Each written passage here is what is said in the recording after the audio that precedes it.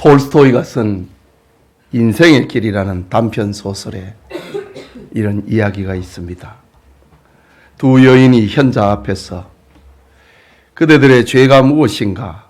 라는 질문을 받게 되었습니다. 한 여인은 고개를 들지 못하고 흐느끼며 저는 천벌을 받아 마땅한 죄인입니다. 젊었을 때 남편을 버리고 다른 남자와 달아난 것을 이야기하며 말을 잇지 못했습니다. 이런 모습을 지켜보던 둘째 여인은 죄를 잡아가는 여인을 경멸하는 눈치를 보였습니다. 현자는 두 여인에게 자신의 죄책에 해당하는 돌을 주어 오라고 했습니다. 그러자 처음 여자는 무거운 돌을 힘겹게 들고 왔습니다. 둘째 여인은 자갈 몇 개를 들고 왔습니다. 현자는 이제 가져온 돌을 제자리에 갖다 놓으라고 했습니다. 큰 돌을 가져온 여인은 움푹 파인 제자리에 돌을 갖다 놓았습니다. 하지만 자갈 몇 개를 가져온 여인은 제자리를 찾을 수가 없었습니다. 현자는 죄도 이와 같은 것이다. 큰 죄를 깨닫는 사람은 회개하여 본심으로 돌아갈 수 있으나 작은 죄를 수없이 지으면서 회개할 줄 모르는 사람은 죄 중에 있으면서 자신을 모르고 산다 라고 했습니다. 두 여인은 모두 죄 아래 놓여 있는 몸이지만은 한 여인은 자신의 죄인됨을 알았고 다른 여인은 자신의 죄인됨을 알지 못하고 여전히 죄의 종노릇하고 있었습니다. 이것이 기독교 문화를 바탕으로 한 톨스토이의 인생의 길이라고 하는 단편집의 작품성입니다. 오늘 성경인 바울이 로마교회 성도들에게 들려준 복음의 한 부분입니다. 로마교회는 신실한 일꾼들을 통하여서 교회가 든든히 세워졌습니다. 로마서 16장에 등장하는 기라성 같은 신앙의 일꾼들이 그것을 증명하고 있습니다. 그러나 바울은 믿음이 좋다고 소문난 로마 교회에 작심하고 복음을 제시합니다. 사실 오래된 교인, 오래된 신자에게 복음이 얼마나 빈약하고 복음이 얼마나 없다는 것을 알아야 됩니다. 오래된 교인에게 복음이 없습니다. 십자가 앞에 다시 깨어져야 할 사람이 교회 안에 있다는 말입니다. 하나님의 사랑 앞에 굳은 마음이 놓아져야 할 사람이 교회 안에 있습니다. 예수님의 이름 앞에 산산조각나야 할 사람이 교회 안에 있습니다. 성령의 역사로 다시 태어나야 할 사람이 교회 안에 있다는 말입니다. 정사 기념 예배를 드리는 이 시간, 그리스도의 죽으심이란 제목으로 하나님의 말씀 듣고자 합니다. 하나님의 은혜가 우리 가운데 있기를 소원합니다. 먼저 연약한 자를 위하여 죽으신 그리스도입니다. 본문 6절을 보면 우리가 아직 연약할 때에 기약대로 그리스도께서 경건하지 않은 자를 위하여 죽으셨도다 라고 합니다. 여기 연약이라는 헬라말 아스테네스라는 말은 소망이 없는 상태를 말합니다.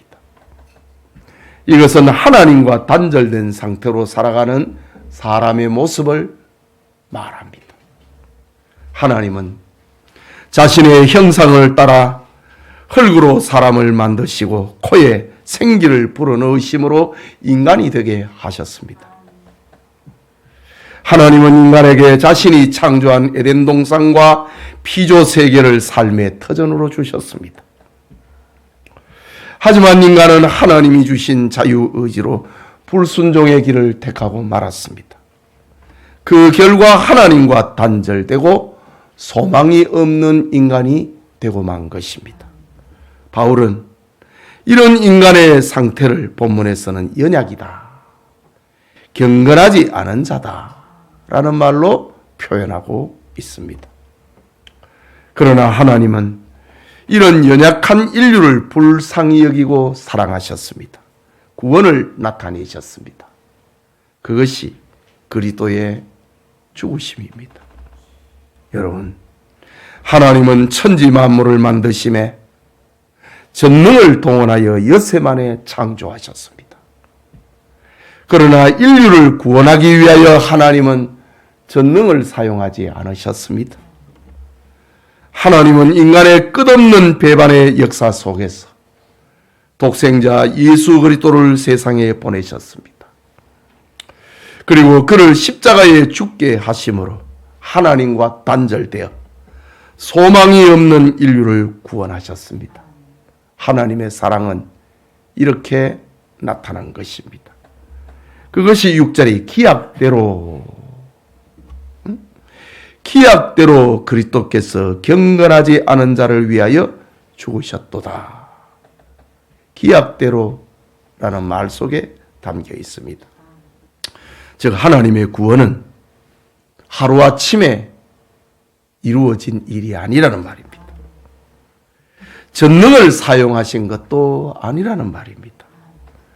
즉흥적인 사건도 임시 처방도 아니라는 말입니다. 기약대로, 이 말은 수정되고 보완된 것도 아니라는 말입니다. 기약대로 이루어진 사건, 계획대로 이루어진 사건이라는 뜻입니다. 이것이 하나님의 사랑입니다.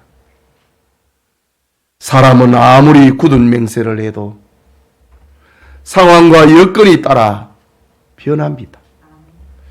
그러면서 자신을 합리화하고 정상을 참작해 달랐고 하소연합니다. 예수님의 제자 베드로는 예수님을 버리지 않겠노라고 목숨을 걸고 맹세했습니다.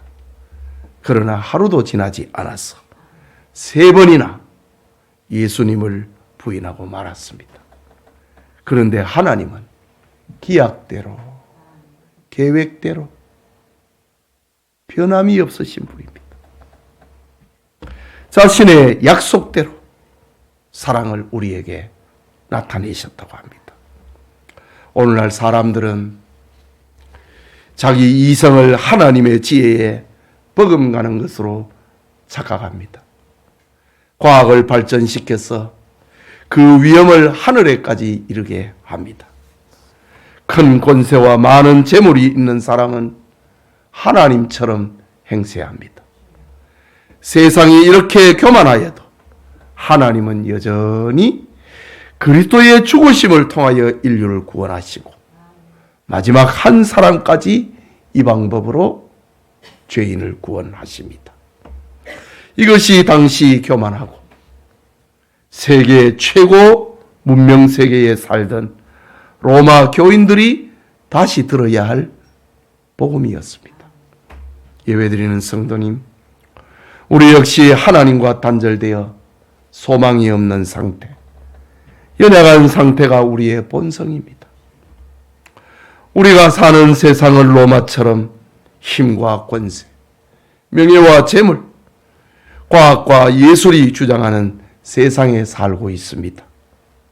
하지만 하나님은 세상 끝날까지 그리스도의 죽으심을 통하여서 소망이 없는 자를 구원하신다는 사실을 믿으시기 바랍니다. 이 믿음을 간직하는 우리 성도님들 되시기를 축복합니다. 둘째로, 죄인을 위하여 죽으신 그리스도입니다. 7절과 8절을 보면은 의인을 위하여 죽는 자가 쉽지 않고 선인을 위하여 용감히 죽는 자가 혹이거니와 우리가 아직 죄인 되었을 때에 그리스도께서 우리를 위하여 죽으심으로 하나님께서 우리에 대한 자기의 사랑을 확증하셨느니라 했습니다. 여러분, 여기 죄인이라고 하는 헬라말 하마르톨로는 율법에 비추어서 완전히 타락한 인간을 가리킵니다. 사람은 하나님이 주신 양심과 일반 계시를 통하여서 자신이 죄인이라는 사실을 깨닫지를 못합니다. 이런 인류가 죄인임을 깨닫게 하시려고 하나님은 기록된 계시 율법을 주셨습니다. 구원의 길을 율법을 통해 알려주셨습니다. 그러나 인간은 하나님의 법을, 율법을 온전히 지킬 수가 없었습니다. 율법은 구슬에 꿰어있는 사슬과 같아서 어느 한 곳이 터지면 구슬은 다 흩어지듯이 율법을 통하여서 구원 얻을 사람은 아무도 없게 된 것입니다. 그러면 율법은 무익한 것인가? 율법의 기능은 무엇인가? 그것은 사람이 율법을 통해서 알 것은 죄인이라는 사실을 깨닫는 겁니다. 율법 아래에 있던 바울은 오라, 나는 곤고한 사람이로다. 이 사망의 몸에서 누가 나를 건져내랴. 율법 아래에 있는 바울이, 율법 아래에서 자기를 생각하는 바울은 이렇게 탄식했습니다. 율법은 꿰어있는 구슬과 같아서 어느 하나를 지키지 못하면 그 구슬은 다 터져버립니다. 그래서 바울은 탄식하지 않을 수가 없었습니다. 나는 곤고한 사람이라.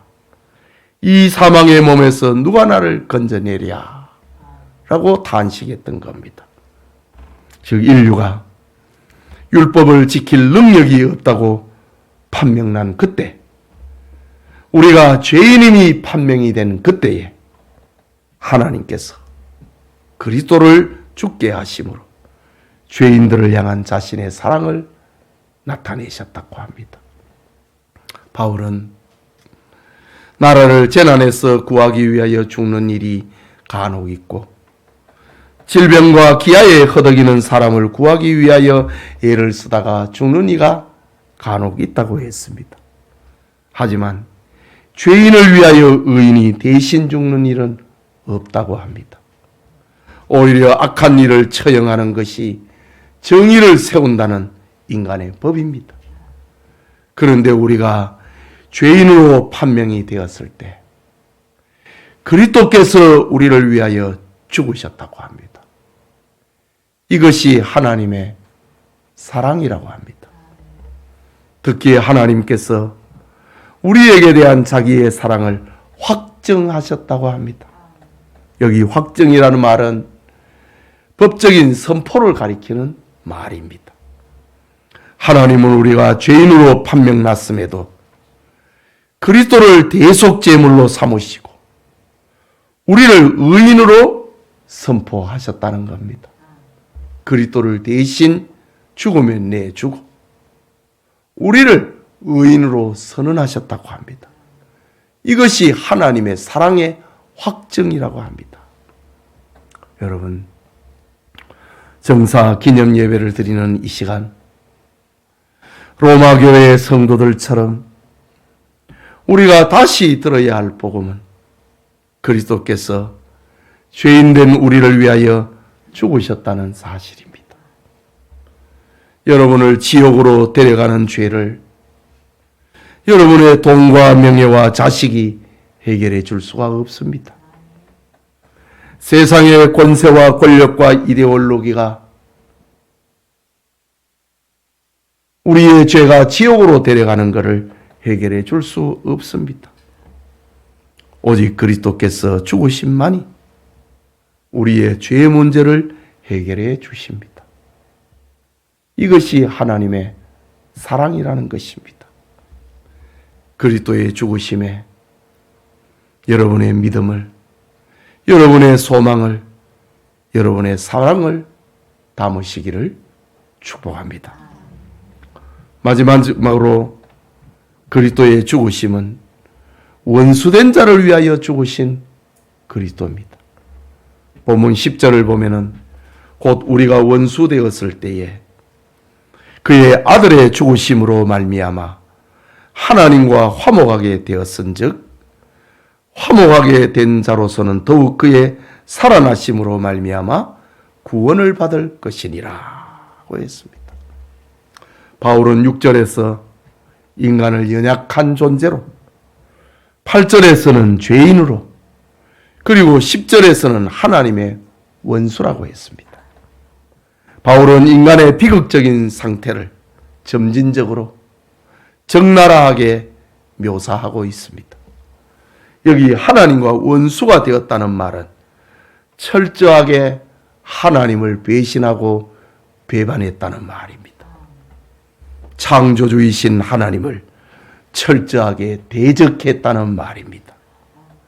살아계신 하나님을 썩어질 금수와 버러지 모양으로 바꿔버린 인간의 상태를 말하는 겁니다. 인간의 죄성은 이처럼 하나님을 인정하지 않고 도리어 하나님을 향하여 적개심을 품은 자가 되었습니다. 자연과 양심의 법으로는 도무지 돌이킬 수 없는 존재가 되어버렸습니다. 하나님을 대적하는 원수가 되었기 때문입니다. 이것이 하나님과 인간의 원수된 상태입니다. 이런 원수된 인류를 위하여 하나님은 자기 아들을 죽이심으로 하나님과 원수를 화목하게 만드셨습니다. 하나님은 자기 아들에게 인류에게 내리셔야 할 모든 진노를 다 쏟으셨습니다. 이사야 선자는 그 사랑을 가리켜서 그가 찔림은 우리의 허물 때문이요 그가 상함은 우리의 죄악 때문이라. 그가 징계를 받음으로 우리는 평화를 누리고 그가 채찍에 맞음으로 우리는 나음을 받았도다. 우리는 다 양 같아서 그릇 행하여 각기 제 길로 갔거늘 여호와께서는 우리 모두의 죄악을 그에게 담당시키셨도다. 하나님과 원수된 우리를 위하여서 자기 아들에게 모든 저주와 진노를 쏟으셨다. 이것이 하나님의 사랑입니다. 그렇기 때문에 이제 우리는 하나님과 원수된 관계가 아닙니다. 하나님의 심판과 진노의 대상도 아닙니다. 우리는 하나님과 화목하게 된 하나님의 자녀가 되었습니다. 우리는 구원을 받았습니다. 그러면 우리의 생활 속에서 하나님을 향한 그 사랑을 우리가 나타내야 합니다. 그것을 가리키는 말씀이 오늘 11절의 말씀인데 그뿐 아니라 이제 우리로 화목하게 하신 우리 주 예수 그리스도로 말미암아 하나님 안에서 또한 즐거워하느니라고 했습니다. 하나님은 구원받은 이들로 그리스도로 말미암아 한 몸을 이루게 하셨다고 합니다. 그 몸이 바로 오늘의 교회입니다. 하나님은 죄인들을 당신의 자녀로 삼으시고 그들로 새로운 가족, 교회를 만드셨습니다. 그렇다면 교회는 그리스도 안에서 시작된 하나님의 나라요, 하나님의 기쁨이요, 하나님의 즐거움이란 사실입니다. 이것이 로마 교회가 다시 들어야 할 복음이고 우리가 들어야 할 복음이란 사실입니다. 이 밤에 예배드리는 성도 여러분, 세계를 먹이던 유럽의 교인들이 왜 오늘날 쇠퇴해 버렸습니까? 복음을 다시 듣지 않고 복음을 잃어버렸기 때문입니다. 오늘날 한국의 큰 교회들이 왜 세상의 소금과 빛이 되지 못하고 있습니까?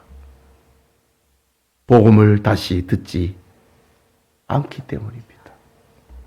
오래 믿었다고 하는 교인들이, 잘 믿는다고 하는 교인들이 왜 생명나무의 역할을 못하고 있습니까?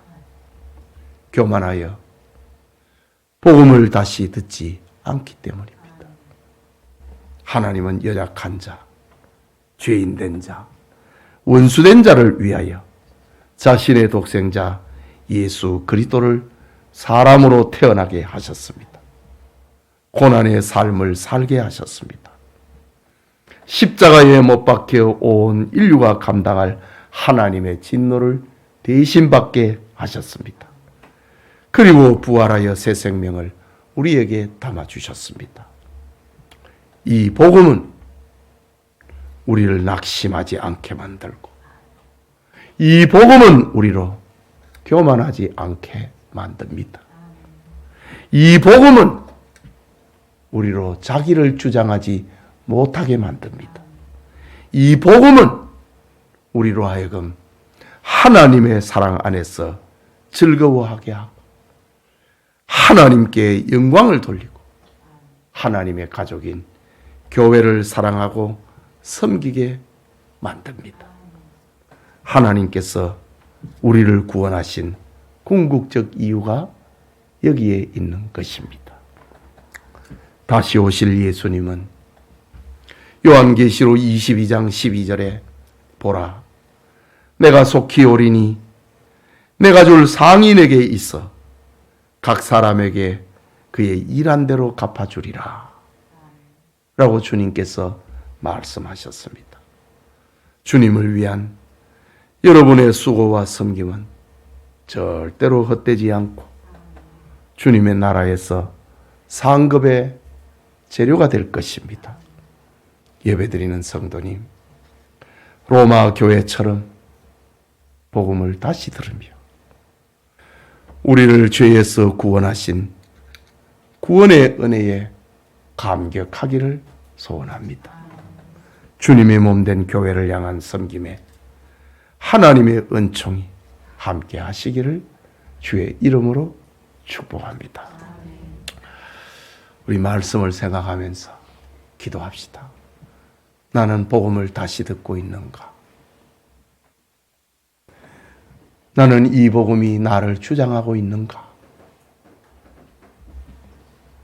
오래 믿었다고 하면서 복음의 능력이 역사하지 못하니 내가 나를 주장하는 사람이 되어버리고 마는 겁니다. 오늘 정사 기념 예배를 드리는 이 시간, 복음을 다시 듣는다. 이 말은 나를 십자가에 못 박는 겁니다. 나를 십자가에 못 박아야 됩니다. 우리 말씀을 생각하고 기도합시다. 하나님 아버지, 예수님이 십자가에 못 박혀 죽으신 것을 기념하는 이 정사 기념 예배에 그리스도의 죽으심이라는 말씀을 받았습니다. 우리가 소망이 없는 연약한 자가 되었을 때, 어쩔 수 없는 죄인이라고 판명이 났을 때, 아니 우리가 하나님 앞에 원수가 되었을 때 그리스도께서 우리를 위하여 십자가에 죽으심으로 우리를 구원하시고 우리를 향한 하나님의 사랑을 확증하심을 감사합니다. 그 은혜에 감격하여 나를 십자가에 못 박고 복음이 능력으로 역사하는 우리 성도들 되게 하여 주시옵소서.